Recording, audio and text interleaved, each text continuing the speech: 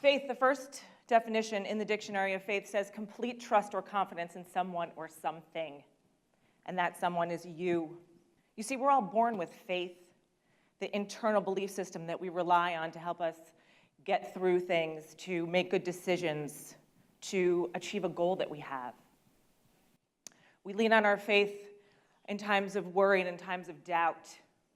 Faith even comes to us in times when we are overwhelmed with fear. And to overcome them, we often have to lean on our internal belief system that we have created.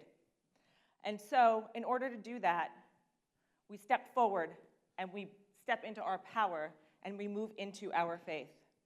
Deep faith eliminates fear. Say hello to 1990, 17-year-old me and my hair. For the record, that actually is my real hair. This takes work. But we're not here to talk about my hair or the fact that I don't look a day over 17. Yes. Oh my God. We are here to talk about the quote that I used in my high school yearbook. Deep faith eliminates fear. Ambitious for a teenager, especially when my classmates were using quotes like, and now for my next trick and party on. I have relied on my faith in times of doubt and in times of fear, and that has helped me get through some of the hardest things I've had to overcome in my life, unexpectedly and sometimes expectedly. I'm going to tell you two stories today, one that I had absolutely no control over and one that I did. And you might be surprised at which one I had a harder time overcoming. September 11th, 2001. Quite possibly one of the most beautiful days in New York City ever.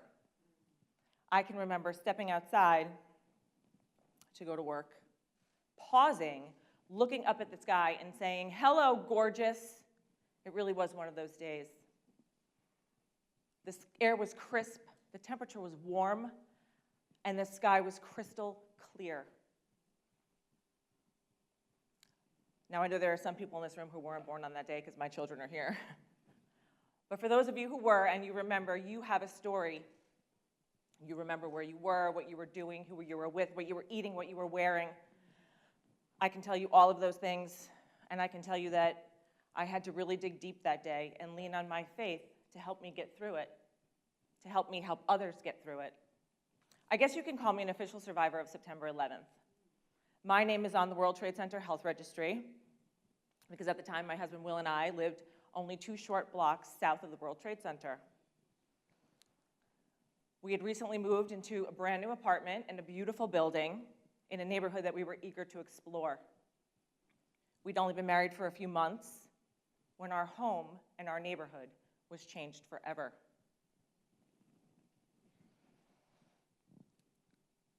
That morning, I was in my office in Midtown Manhattan when a coworker who was in another state called me because she was watching the news and I had no idea what was happening.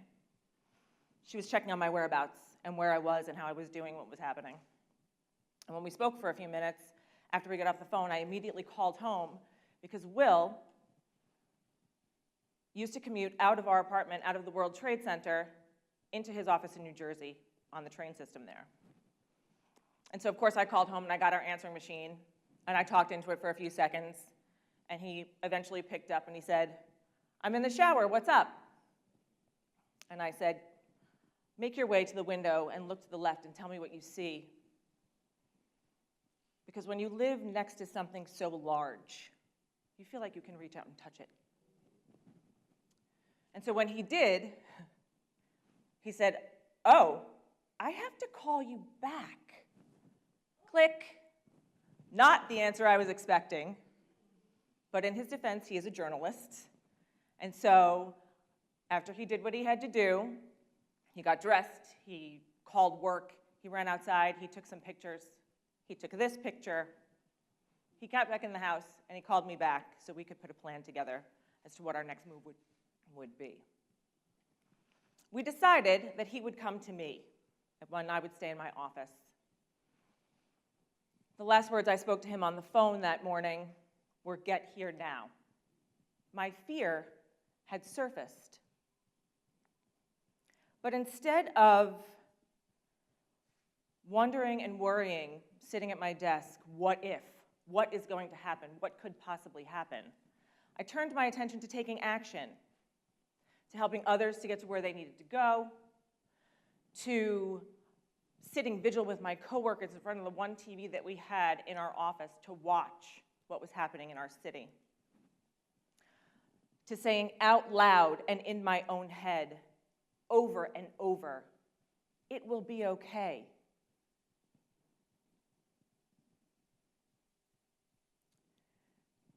As the day progressed and the time went on, that fear kind of kept coming in. But there was not one moment during the time that we weren't together that I believed he would not walk through the doors. I knew he would be there. We had too much to do. We had a life to build. We had adventures like this one to go on. We had babies to have. But when the fear kept trying to get in, I would push it away, and I would focus on other things and believe with my whole heart that he was going to do everything in his power to get to me. It was well after 3 o'clock in the afternoon when he finally did walk through those doors, exhausted and emotional. Fear hits us in times when we least expect it, sometimes when we most expect it. This was kind of expected. Because we lived so close to ground zero, we couldn't go home. We were displaced from our apartment for 10 days.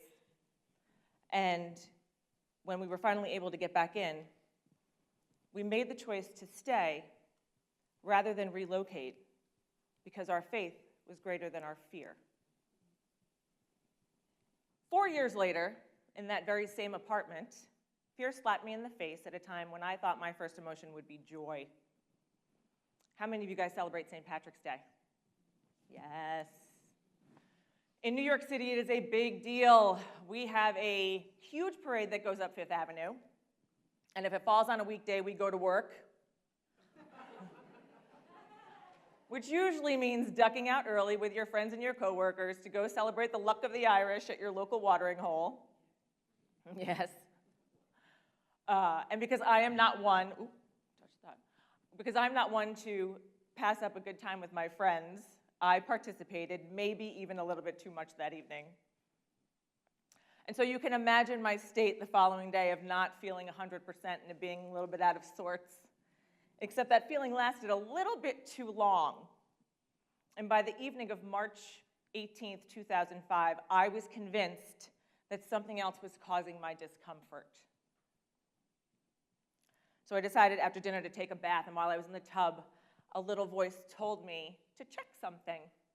And so I did. And a few minutes later, my uneasiness was confirmed. I was pregnant. Yay. Now, most people, when they find out they're expecting, especially for the first time, they get excited. I, however, got scared.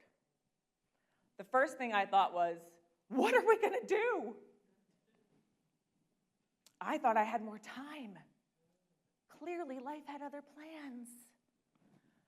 So there I was, standing in the bathroom, dripping wet, staring at this positive pregnancy test, freaking out.